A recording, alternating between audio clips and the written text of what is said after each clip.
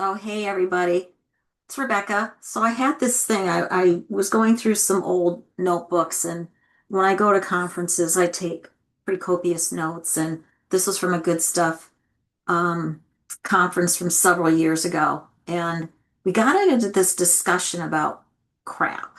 So, just hold on because it's actually going to go somewhere. But I think it was Tom. Bev was there and Michael Lehman was there, and but we started talking about the stuff that we hang on to. Um, and there's just this discussion, and in this instance, it wasn't so much knickknacks as it was um, just the stuff that we hold on to. So it could be materials, it could be ideas, it could be, I mean, and as teachers, as early childhood teachers, we love buying stuff. We love when we go to a concert, or I'm sorry, a conference, we might see something really interesting and go, I'm going to get that because that is really cool. But sometimes it's like buying a new cookbook with the hopes of becoming a better cook. You know what I mean?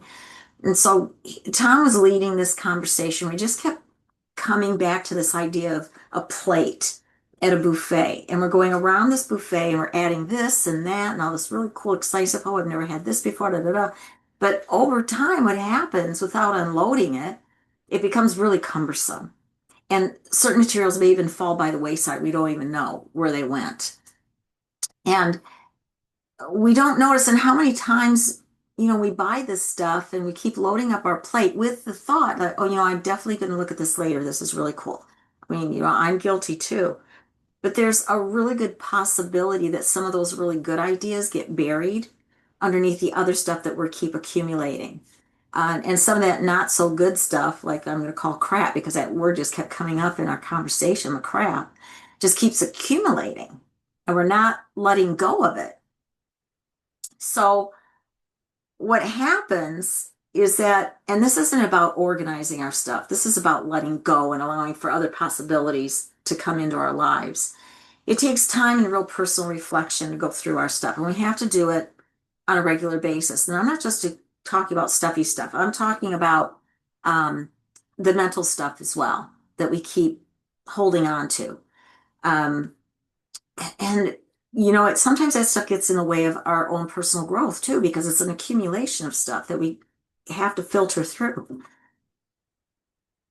So these things are on our plate.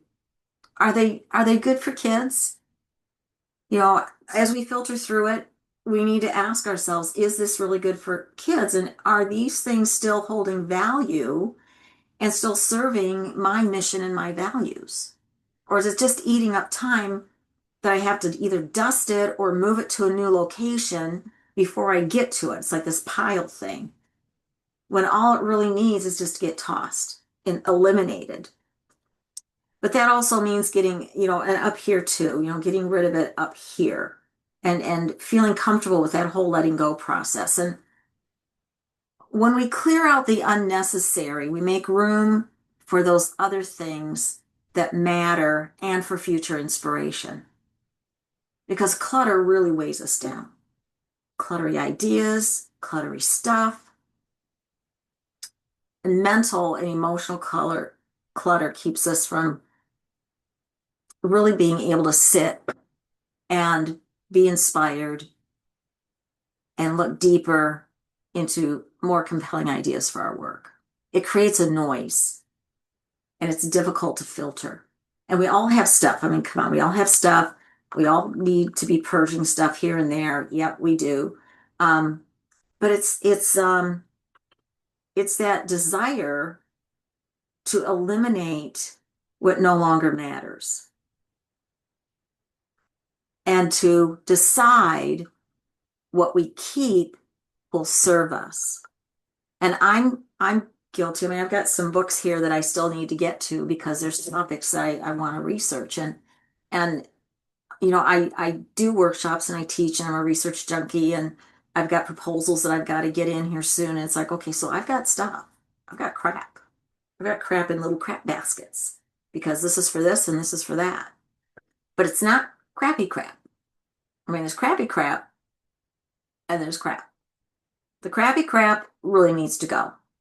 And I find myself purging and Every couple of months I have to go back through stuff because it's like, okay, do I really still need this? I have some organized chaos due to just the nature of the work I do. But here's the gift. Again, there's crappy crap and there's crap. So you're ready for this. So in this whole discussion, good stuff, I'm sitting there taking notes and I'm playing around with the word crap because that word just kept coming up. So you get to write this down and it's a gift. Creative resources and provisions. And that is what I came up with, and I have used that. Is this crappy crap? Or is this part of my creative resources and provisions? So, and I tell my adult students about this, and they just think that's the greatest thing. So, that is the gift, creative resources and provisions. And we get to make that decision on our own. So, and one thing, I have to share this with you. My husband loves those peanut butter pretzels, and I found that these kind of containers are really great for some loose part things. So, that's another gift. So, just ask your friends and neighbors. Partners to eat many peanut butter pretzels. But again, creative resources and provisions. Does it fit this definition? Or is it just something that you're hanging on to? If it's out there in Hope Field and you don't think that you're going to use it, then get rid of it. I have passed on many books that I feel I'm finished with to students and others because my life did a little shift and I didn't need those kind of resources anymore. I needed to move to other resources. So there you go. There's crap and there's crappy crap. So you decide. Talk to you later. Bye.